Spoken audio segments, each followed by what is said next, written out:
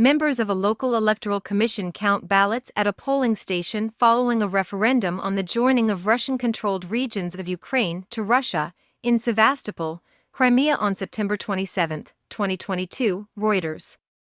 Russian-installed officials in 4 occupied regions of Ukraine reported huge majorities of votes in favor of joining Russia as the United States planned a UN resolution condemning the referendums as shams and Russia remained defiant. The United States was also preparing a new round of sanctions against Russia should it annex Ukrainian territory and a $1.1 billion arms package for Ukraine that will be announced soon, U.S. officials said on Tuesday. Read full story. U.S. Secretary of State Antony J. Blinken said the United States and its allies remained committed to European energy security, after Germany, Sweden and Denmark said attacks caused major leaks from 2 Russian energy pipelines. It remained far from clear who might be behind the leaks. Hastily arranged votes took place over 5 days in the eastern regions of Donetsk and Luhansk, and in Zaporizhzhia and Kherson to the south, that together make up about 15% of Ukrainian territory.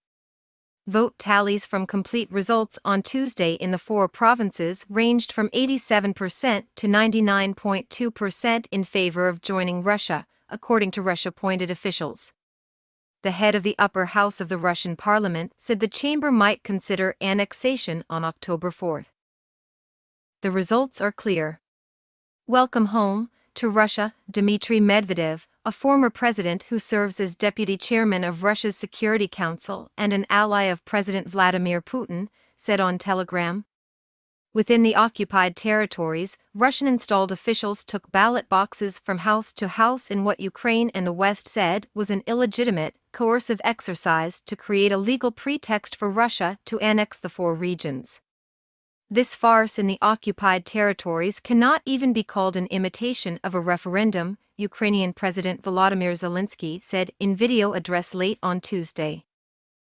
The United States will introduce a resolution at the UN Security Council calling on member states not to recognize any change to Ukraine and obligating Russia to withdraw its troops, U.S. envoy Linda Thomas-Greenfield said. Russia's sham referenda, if accepted, will open a Pandora's box that we cannot close, she said at a council meeting.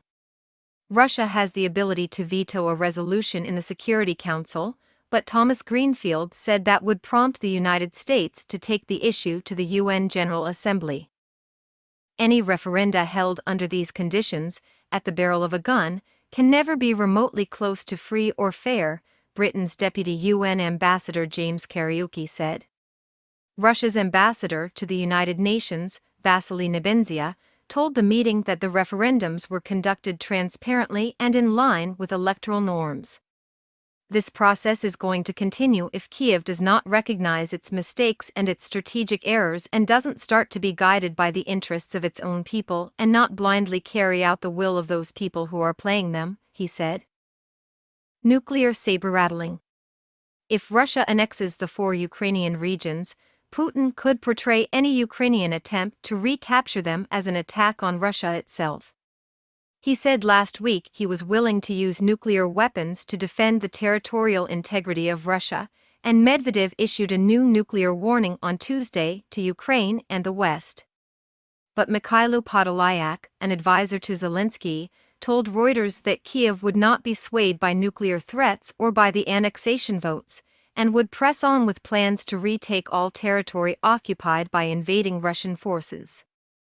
Diplomats say the nuclear saber-rattling is an attempt by Russia to scare the West into reducing its support for Ukraine. For the first time, Medvedev predicted that the NATO military alliance would not directly enter the Ukraine war even if Russia struck Ukraine with nuclear weapons. Putin said on state television the votes were designed to protect people from what he has called the persecution of ethnic Russians and Russian speakers by Ukraine, something Kiev denies. Saving people in all the territories where this referendum is being held is the focus of attention of our entire society and country, Putin said. He earlier discussed with officials the mobilization of farmers to fight in Ukraine, the latest step in a campaign he announced last week to support what Russia calls its special military operation after battlefield reverses this month. The mobilization has sent thousands of Russians rushing to cross borders into neighboring countries. Podolyak said Ukrainians who had helped Russia organize the annexation referendums would face treason charges and at least 5 years in jail. Ukrainians who were forced to vote would not be punished. None of the 4 regions is fully under Russia's control, and there has been fighting along the entire front line, with Ukrainian forces reporting more advances since they routed Russian troops in a 5th province, Kharkiv, this month. Zelensky said the Donetsk region in the east remained his country's and Russia's top strategic priority, with particularly severe fighting engulfing several towns. The General Staff of Ukraine's military said late on Tuesday that Russian forces had shelled 7 towns in Donetsk. The military said 20 towns in the Zaporizhzhia region in south-central Ukraine and 35 towns and villages in the Kherson region in the south were also hit. Leonid Pasechnik, a separatist leader of Luhansk, said on Telegram 3 municipal gas workers were killed and 1 wounded by Ukrainian shelling in Bryanka. The missiles supplied by NATO countries are killing unarmed children, women, elderly people, and municipal utility workers, he said.